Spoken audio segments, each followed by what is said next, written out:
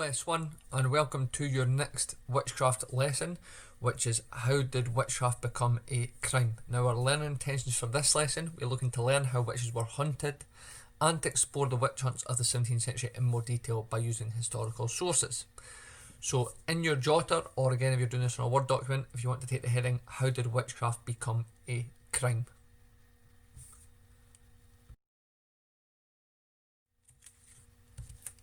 Now, how did witchcraft become a crime? The medieval people had long suspected that the devil was actually carrying out his evil work on earth with the help of his minions. Not many of the minions we'd associate with the devil, but that was people's belief at the time. Now in 1484, Pope Innocent VIII declared this to be the truth in his papal bull, which was his newsletter. Now remember, people were very, very religious at this time, and the Pope, the head of the Catholic Church, if he is saying that this is true and the devil is carrying out its work on earth, then people are going to believe this.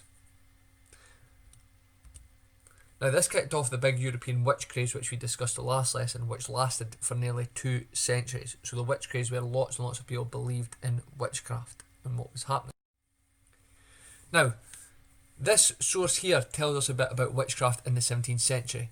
Now we're going to read over this source and just pick out some of the key points that it tells us about witchcraft. So it says, the persecutions were aided by difficult times for ordinary people in the early 17th century. Religious strife between Catholics and Protestants, political arguments leading up to the Civil War, rising inflation meaning higher food prices, and a huge increase in the gap between rich and poor. Many people did turn to spiritual and alternative guidance in these tough times, rather like the current interest in alternative medicines. However, in these times such ideas were frowned upon by both Catholic and Protestant leaders, as well as the kings and queens of the day. Even Henry VIII used witchcraft as a charge against his soon-to-be ex-wife Anne Boleyn. Now, the key points we can take from that source there. The fact that there was religious strife between Catholics and Protestants, so religious arguments taking place between Catholics and Protestants, and witchcraft and the devil were at times blamed for this. Political arguments again which led to a civil war taking place in Britain, which didn't help. Rise in inflation mean higher food prices, and again some people blamed the rise in inflation on witchcraft. Huge increase in the gap between rich and poor made the witch craze even worse and made people suspect, particularly richer people suspect, that poorer people were witches. And Henry VIII used witchcraft as a charge against his soon-to-be ex-wife. So the fact that a king is using witchcraft as a charge against his wife, that again made a lot of people believe that witchcraft was also true and it was taking place. Now, why was witchcraft actually considered a crime? Now, it's important to remember it was not being a witch that was considered the main crime. It was using your supernatural power as a witch to harm others that was considered to be the crime. Now in the 17th century, as we've just mentioned there's a huge religious change in Britain and there's a state of civil war taking place. Now times were very, very hard as food prices were increasing and the gap between rich and poor were widening as well. Now Protestants preached that the devil and his servants were around trying to draw good Christians away from God. So ultimately, a lot of people religiously are being convinced that witchcraft is real and that it's causing a lot of issues in Britain at this time. Now, who was in charge of actually deciding if a crime was being committed? Now, often it was a trial by local important people or village or church elders, and we'll discuss more on this later.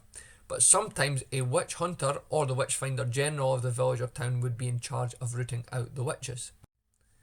Now, this man here, the witch hunter, is Matthew Hopkins. Now, he was a self-appointed witch finder general.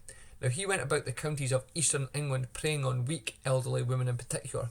Now, his reign of terror began in 1644 when he was employed by the town to try and seek out and destroy witches. Now, he was actually commissioned by Parliament and he received large payments, so he got 20 shillings per witch that he found. Now, he actually claimed himself that he was an expert and that he could examine suspects himself to obtain proof of witchcraft using methods including sleep deprivation. So that's a picture of Matthew Hopkins there. So he's a witch hunter. His job is to hunt witches and he actually gets paid by Parliament to do that. Now, what we're going to do here is we're going to look at some of Matthew Hopkins' methods. So we're going to draw the table on the next slide in your jotters, or if you want to create that on a Word document. And what you're looking to do is to summarise the information from the table into your jotter and draw an image beside it to help you to remember some of the methods that Hopkins used. So here's your table here. So the first method used by Matthew Hopkins. So you're looking to note this down in your jotter, you can summarise it and draw a picture as well beside it to help you remember. So he was convinced that witches had familiars that would feed off them, so suspects were watched at all times. Now remember, familiars were things like cats, toads, birds that would maybe feed off the witch's blood. So he made sure that they were watched the whole time to see if they were interacting with these familiars in any way. So that was one of the methods that Matthew Hopkins used, was to try and constantly watch suspects. And obviously if he couldn't do it himself, then he'd ask other people in the village to watch on his behalf and then report back to him. Another method that Matthew Hopkins used,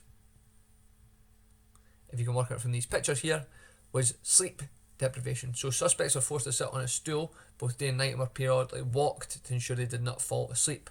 Now, a large number of women actually confessed to being witches after a few nights of this treatment. So the fact that they were sleep deprived so much, a lot of them end up just saying, yes, I am a witch. Another method used by Matthew Hopkins, he also claimed that if a witch was stabbed, she wouldn't bleed. So it said he actually used a knife with a retractable blade to try and prove this. So he would stab a suspected witch with the knife and then retract the blade back in, and if the witch never bled, then that would prove that they were a witch. Also, another one of his methods was ultimately getting people to confess or being found guilty of witchcraft. That led to a death sentence. So he was responsible for a lot of witches being drowned, being hung, or being burned at the stake. That was quite common methods in terms of killing the suspected witches. Now, some general findings from the hunts that took place. Now, it was often richer people who accused poorer people of being witches. So it was very, very rare for a richer person to be accused of being a witch. It was usually richer people accusing poorer people of being witches. Nearly all the time, all the people accused of witchcraft were female, old and poor. As we discussed, yes, there was some males, but nearly all the time it was female, old and poor. Now, often the problems began with a small quarrel, so a small argument between neighbours, so there might have been an argument that broke out, and that then led into accusations.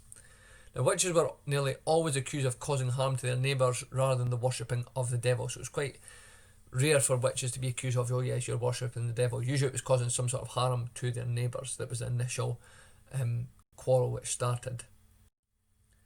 Now, Matthew Hopkins, what happened to Matthew Hopkins? People actually started to grow tired of Matthew Hopkins and his greed. He was seen to be killing a lot of innocent people for money, as opposed to them actually being witches.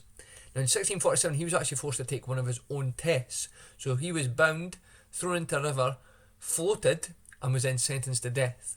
However, he did leave a strong legacy.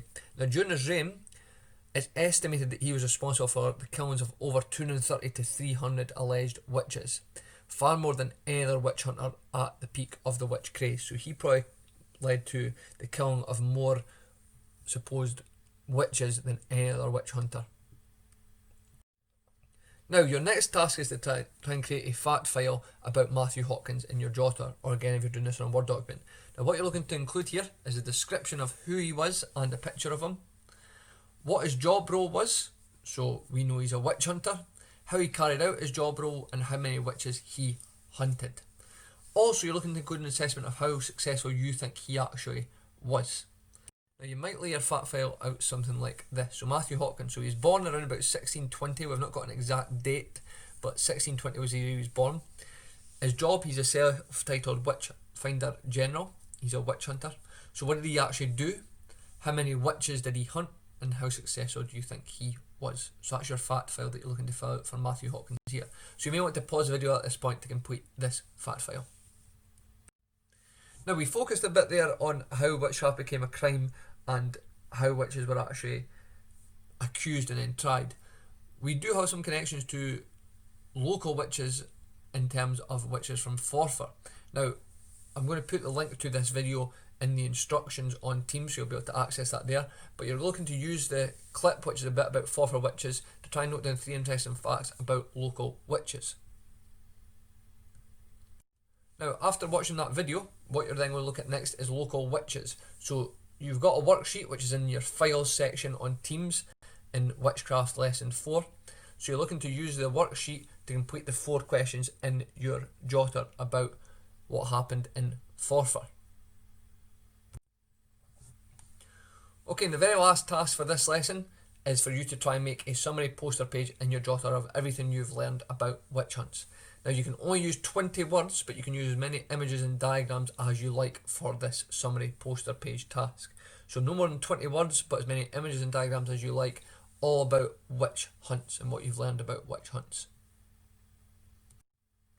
Okay, so this lesson, what we've looked at how witches were actually hunted at this time, and to explore the witch hunts of the 17th century in more detail by using historical sources. So we've looked at Matthew Hopkins, the witch hunter, and we've also looked closely at local witches in terms of what happened in Forfar. Now, what you're looking to upload via the assignment tab on Teams. So from your jotter or from a Word document, you should have the completed table on Matthew Hopkins' methods. So what methods he had, the 4 main methods he used. You should have a fact file on Matthew Hopkins completed, answers to the questions from the worksheet on local witches, and your summary poster page in your jotter of everything you have learned about witch hunts. Now remember, again, if you can't submit this via the assignment tab on Teams, then make sure you email your teacher a copy of your work. And as always, if you have any questions at all, then just get in touch with your teacher. Thank you.